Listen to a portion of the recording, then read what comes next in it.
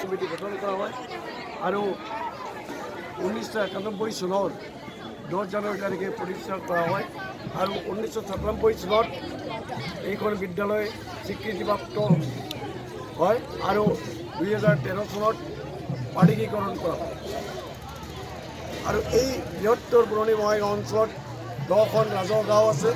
ৰাজহুৱা গাঁৱৰ উচ্চ শিক্ষাৰ কাৰণে ইয়াতে এখন আগতে এম ই স্কুল আছিল।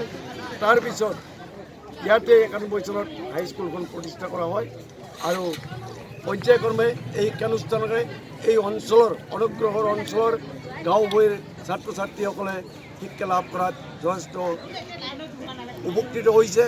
এইখন বিদ্যালয়ৰ কেইগৰাকীমান ছাত্ৰই বিভিন্ন বিষয়ত তেওঁলোকে কৰ্মসংস্থাপন লাভ কৰি তেওঁলোকৰ এতিয়া চাকৰি সংস্থাপন হৈছে আৰু দুবছৰ পলমকৈ আমি যোৱা বছৰ 2018 চনৰ 10 জানুৱাৰী তাৰিখে ৰূপালী জয়ন্তীৰ উদ্বোধনী অনুষ্ঠান অনুষ্ঠিত কৰা হয় আৰু আজি যদিও বৰ্ষজোৰা কাৰ্যসূচীৰে আমাৰ বিভিন্ন অসুবিধাৰ কাৰণে আমি জানুৱাৰী মাহত পাতিব নোৱাৰিলোঁ আৰু আজি এই 9 আৰু 10 মাৰ্চত দুদিনীয়া কাৰ্যসূচীৰে সামৰণি অনুষ্ঠানখন উদযাপন কৰিবলৈ ওলাইছোঁ। ইয়াতে আমাৰ প্ৰাক্তন ছাত্ৰ ছাত্ৰীসকলৰ উপৰিও আমাৰ এই অঞ্চলৰ ৰাইজে যথেষ্ট ধৰণে সহায় সহযোগিতা আগবঢ়াইছে। তাৰ কাৰণে সমূহ ৰাইজক মই কৃতজ্ঞতা তথা ধন্যবাদ জ্ঞাপন কৰিছোঁ আৰু দুদিনীয়া কাৰ্যসূচীৰে সফল ৰূপায়ণ হ'ব।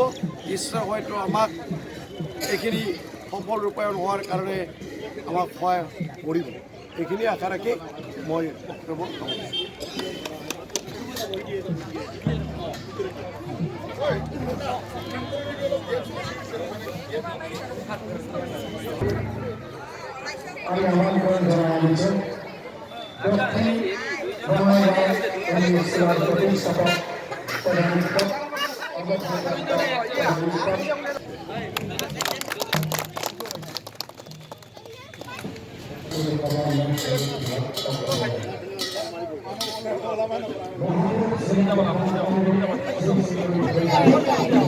Terima kasih.